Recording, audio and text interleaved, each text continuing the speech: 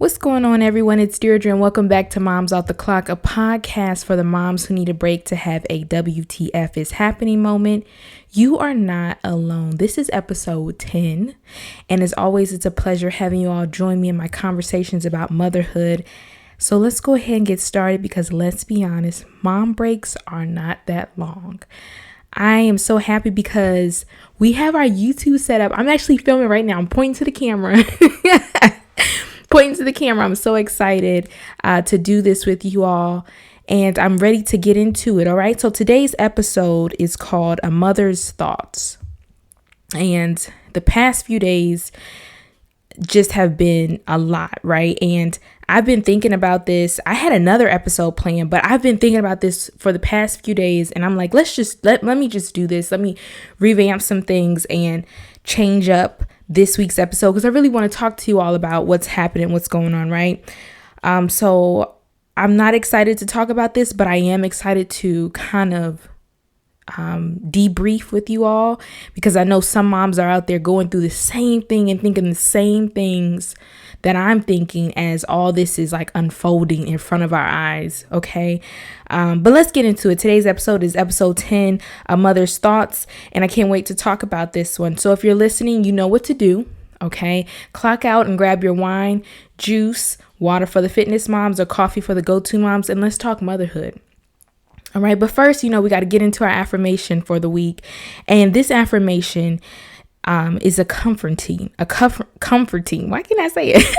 Comforting affirmation where I want you to just know that it is okay to grieve, mourn, and feel emotions for someone else's child or children, right? That's the affirmation right there. It is okay to grieve, mourn, and feel emotions for someone else's child or children. And so yeah, let's get into it. All right. Let's get into it. So the past few days, like I said, have been very challenging and very heavy for me. I wake up, I look at my baby, I cry a little bit. I think about the parents so much. I think about what would I do in this situation, or how is that parent feeling? I don't know, but I keep going back to that mother that's grieving, right? What is on her mind? It's very sad. And I don't know, this one literally I'm speechless, right? And I think about the mothers, and then I think about the teachers, right? Because I empathize with them because I was a teacher as well. All right. So let me just give you a little background story. I was an ESC teacher.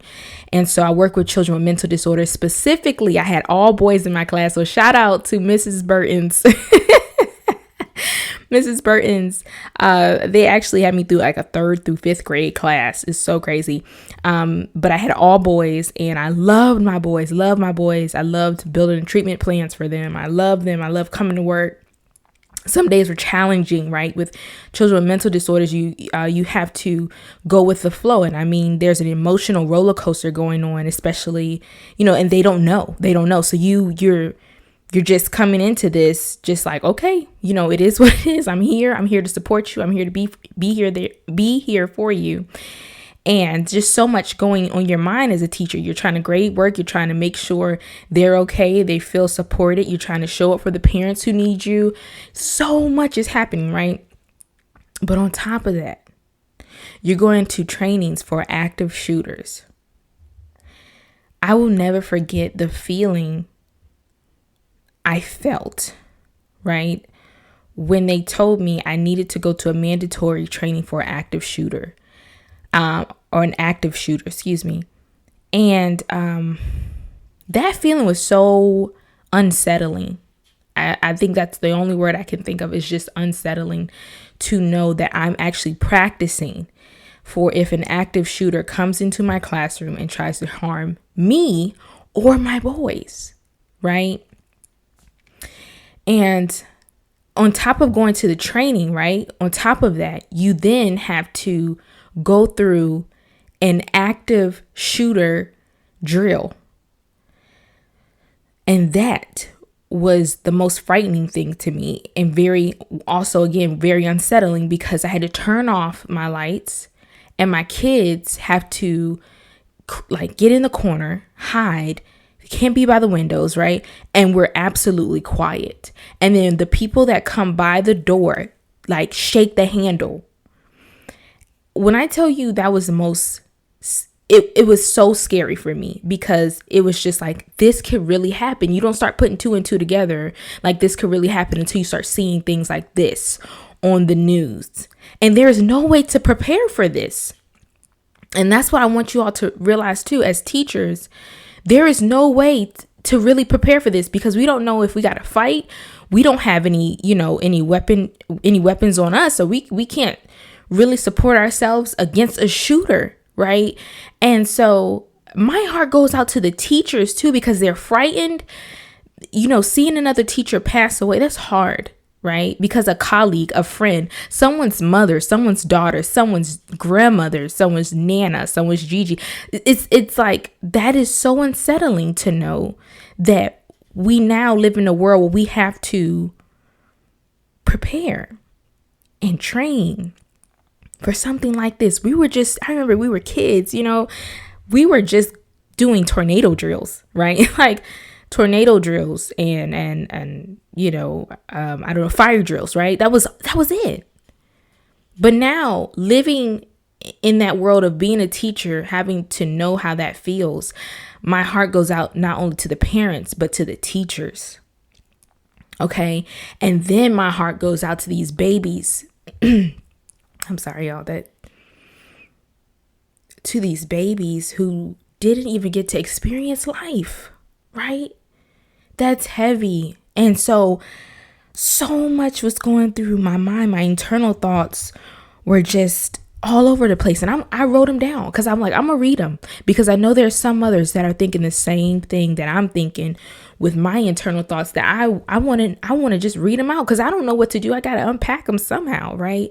And I know some of you mothers are resonating with you. It'll resonate with you. And I want to tell you all, to the mothers, I see you, I hear you, I am you. I am you. Even though my baby is little and she's not in school yet, my mind still goes to the internal thought of maybe homeschool is okay, right? That's where my internal thoughts go to. That's where they go. So I said, maybe homeschool is good. I don't want, but I don't want to live in fear. I'm scared. I wonder if they pray for their children and this still happened to them. I pray for my child. How could they do that? F word. And I'm just being transparent with you guys. This is what really came to my mind. I cried. Who does this? I'm so tired. I'm so tired of seeing this on the news. I'm angry. I'm hurt. I'm hurting. These parents are hurting. Why is this taking such an emotional toll on me? The parents. All I keep thinking about are the parents. I hope they don't blame themselves. I hope that mother isn't blaming herself. I hope someone's praying for the mother. That mother. That's what's going in my head. That mother. When will this end? When will this end? I don't like this feeling. I don't like where our world is. I don't like this chaos. Someone help. We need change. Those are all my internal thoughts. And to be very honest with you all, it was so much more, but that's just a little bit that I could write down, because I wanted to just get it out there, because I know some others are thinking that, right? You guys are thinking that. And it's very hard. It's very hard to kind of resonate with all these. You don't want to live in fear, but you're also scared, and that's okay. That's okay, because this is a scary scenario and scary reality to maneuver. It's so much happening, and I never thought. Well, let me say this: I am not the person to make anything political. Okay. I especially didn't want to bring politics into this realm of learning and love and motherhood and fun and jokes and transparency. I didn't. But this is what I'm going to say. I don't care if you're Republican or you're a Democrat, right? I really don't. I to each is his own. Just don't try to push your views onto people. That's all I'm saying. But when it comes to the children and their livelihoods, someone needs to stand up and say, this isn't right. Gun violence is an all-time high in this nation, and it's sad. And we have to vote. We have to change. We have to advocate, because these are our babies. And then you want these teachers to continue to do things for, to protect these children, which they have. Let me be clear. The teachers, that is not their worry. They are not going to say, I'm not going to protect this child. That's not it. But what I'm saying is, they're someone's mother. They're someone's child too. They're someone's special person, right? Who wants to take their life either, right? Who wants to take these children? Like, these children and these teachers, they have a livelihood. They have a family outside of the school, right? And so I'm just trying to persuade you all to be in those meetings. Vote. Make that change. Voice your opinions at the town hall meeting saying, I don't like this. Because some change happens when a mass of people get together and they're like, this is where we're going, and we're going to stand on it. These babies didn't deserve that. These mothers didn't deserve that. They didn't. They didn't deserve any of that. And so I just want to tell you all, it's okay to mourn during this time. It's okay to take a moment to just say, this is a lot. This is heavy. And yes, this podcast is full of life. We have joy. We make jokes. We laugh and we have a good time. We're very transparent and raw and open. And I have a lot of topics about those things. But at the same time, the main thing I thought about was a mother. And this is called the Moms Off the Clock podcast. And yes, we're off the clock, but in the back of our minds, we're always thinking about our loved ones, right?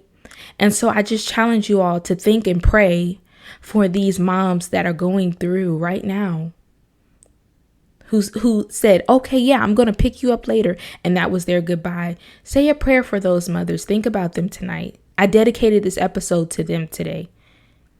Because I could not, especially as a social worker, I cannot just allow someone to go through that and feel like they're alone, right? And they probably don't know me. They probably don't know me from a can of paint, but that's okay. I still want them to know that there is a mom out there thinking of them, advocating for them, on their side, praying for them. And I hope you all are too. I love y'all, okay? And hug your babies a little tighter tonight. Give them some love. Play with them a little bit longer. Plan a family outing this weekend. Let this be your wake-up call to really engage in your family more. Put that phone down, okay? After you listen to this podcast, put that phone down and just focus on your child and being with your family. They deserve that, okay? All right, ladies, that's it for me.